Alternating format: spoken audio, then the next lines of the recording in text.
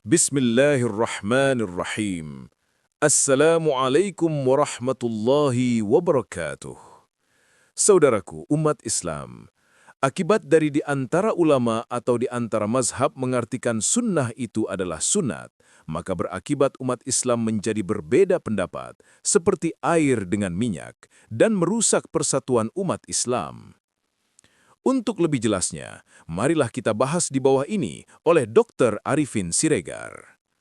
Pembahasan, mereka di antara mazhab atau di antara ulama yang mengartikan sunnah itu adalah sunat. Komentar, maka membuka peluang atau pintu untuk mengubah-ubah ibadah atau akidah di dalam pelaksanaannya, sunnahnya, atau kaifiatnya di dalam keterikatan, di mana seharusnya berpegang teguh kepada kaifiat atau tata cara pelaksanaannya sesuai seperti petunjuk Nabi. Komentar, akibat dari pengertian sunat itu dikerjakan berpahala dan ditinggalkan tidak berdosa, maka ibadah yang bentuknya dianggap sunat, mereka anggap terbukalah pintu untuk mengotak-atik kaifiatnya, tata caranya, seperti misalnya azan solat. Petunjuk Nabi, azan, itu sebagai tanda masuknya solat 5 waktu. Maka oleh di antara mazhab atau di antara ulama, timbul pengotak-atikkan azan yang digunakan sebagai peneman mayat dan pemberangkatan haji, dengan alasan bentuknya azan itu adalah sunat, sehingga terbuka pintu mengubah kaifiatnya, bentuknya, kegunaannya digunakan untuk penanaman mayat atau pemberangkatan jemaah haji dengan alasan apa salahnya, kan baik, kan bagus, bermanfaat, syiar dan sebagainya. Alasan mereka, sedangkan ditinggalkan pun tidak berdosa, berarti mengubah-ubah penggunaannya tidak berdosa kerana sifat azan adalah sunat, kata mereka. Namun mereka lupa perbuatan itu adalah tidak benar kerana menyimpang dari petunjuk atau kaifiat atau tata cara atau sunnah Nabi di dalam pelaksanaan azan hanya untuk tanda masuk waktu solat fardu. Komentar, pengotak-atikkan atau mengubah-ubah kaifiat atau petunjuk atau sunnah Nabi di dalam pelaksanaan azan, maka dituduh perbuatan itu bid'ah, sesat dan di neraka. Rujukannya adalah seperti hadis yang kita utarakan di bawah ini. 1. Hadis riwayat Muslim yang menyatakan, فَإِنَّ أَصْدَقَ الْحَدِيثِ كِتَابُ اللَّهِ وَإِنَّ الْأَفْضَلَ الْهَدْيِ هَدْيُ مُحَمَّدٍ وَشَرَّ الْأُمُورِ مُحْدَثَاتُهَا وَكُلَّ مُحْدَثَةٍ بِدْعَةٍ وَكُلَّ بِدْعَةٍ ضَلَالَةٍ وَكُلَّ ضَلَالَةٍ فِي النَّارِ. Yang artinya, sebenar-benarnya perkataan adalah kitabullah dan semulia-mulianya petunjuk adalah petunjuk Muhammad sallallahu alaihi wasallam. Seburuk-buruknya perbuatan adalah yang mengada-ada, mengubah-ubah dalam hal agama, ibadah dan akidah. Dan setiap yang mengada-ada adalah bid'ah, dan setiap bid'ah adalah sesat, dan setiap yang sesat tempatnya di neraka. Komentar, kemudian ada yang bertanya, apakah semua amalan sunnah atau petunjuk Nabi Sallallahu Alaihi Wasallam tidak boleh diubah-ubah atau dikotak-katik? Jawabnya, rujukannya hadis kedua ini, yaitu hadis riwayat Ahmad, di mana Nabi Sallallahu Alaihi Wasallam menyatakan, mengenai masalah dunia kamu atau muamalah, kamu lebih tahu.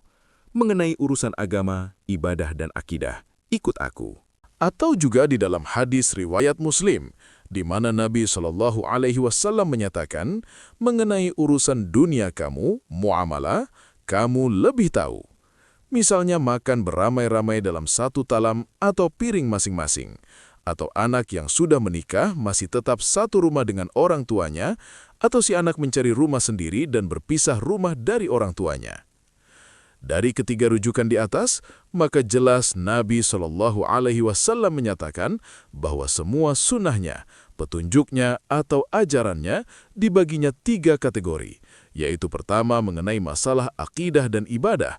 Ikut aku, kata Nabi Shallallahu Alaihi Wasallam, tidak boleh diubah-ubah, dikotak-katik kaifiahnya, petunjuknya atau tata caranya yang disebutnya terjebak syirik dan bid'ah.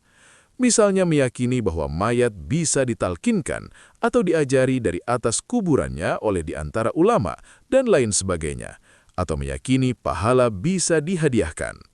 Kemudian solawat yang bentuknya sudah baku, nama Nabi SAW tanpa atau tidak pakai Sayyidina, tetapi diubah menjadi menggunakan Sayyidina, atau azan digunakan untuk pemberangkatan jemaah calon haji, atau untuk sholat Idul Fitri, gempa, penanaman mayat, dan lain sebagainya.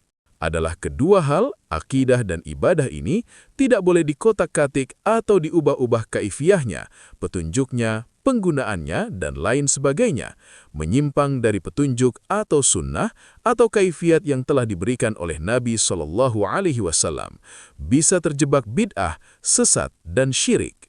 Kemudian mengenai yang ketiga, yaitu masalah muamalah atau masalah keduniaan, misalnya mengajar, menolong, dan lain sebagainya, atau menghormati orang tua dan sebagainya, semua itu adalah masalah dunia atau muamalah. Bagaimana caranya? Kamu lebih tahu mana cara, terbuka pintu yang mana baik menurut kamu.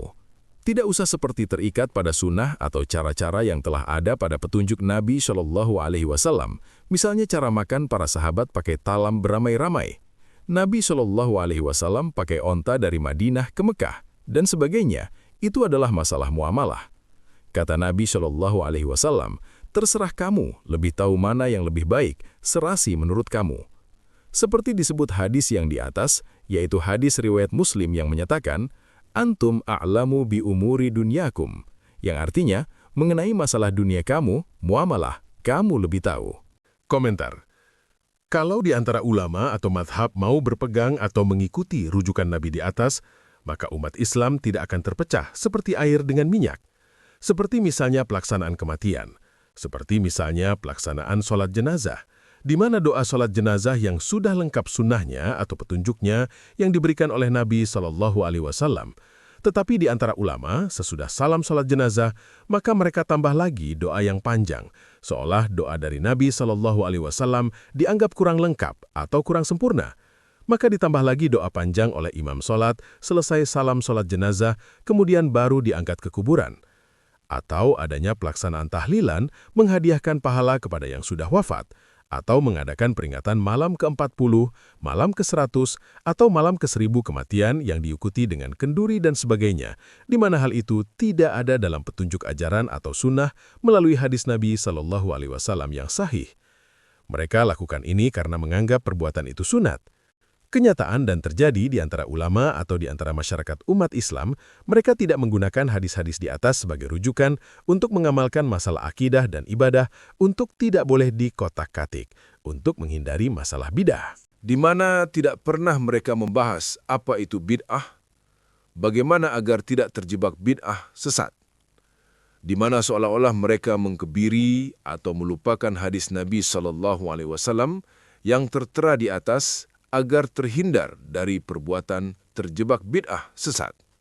Maka di akhir hayatnya, Nabi SAW memerlukan memberikan suatu hadis riwayat Muslim, di mana beliau menyatakan, yaitu pada suatu ketika, Nabi SAW mengumpul para sahabat dan memberikan suatu peringatan atau wejangan dengan suara kuat, mukanya merah, air matanya keluar berkaca-kaca, seperti komandan yang hendak memberi peringatan kepada anak buahnya. Di mana Nabi SAW menyatakan, awas kamu, di akhir hayatku nanti akan timbul ulama-ulama yang melakukan perbuatan bid'ah sesat, yaitu mengubah-ubah, menambah-nambah, mengotak-ngatik sunnah atau kaifiat, petunjuk di dalam mengamalkan masalah akidah dan ibadah yang terjebak kepada syirik, bid'ah, dan sesat.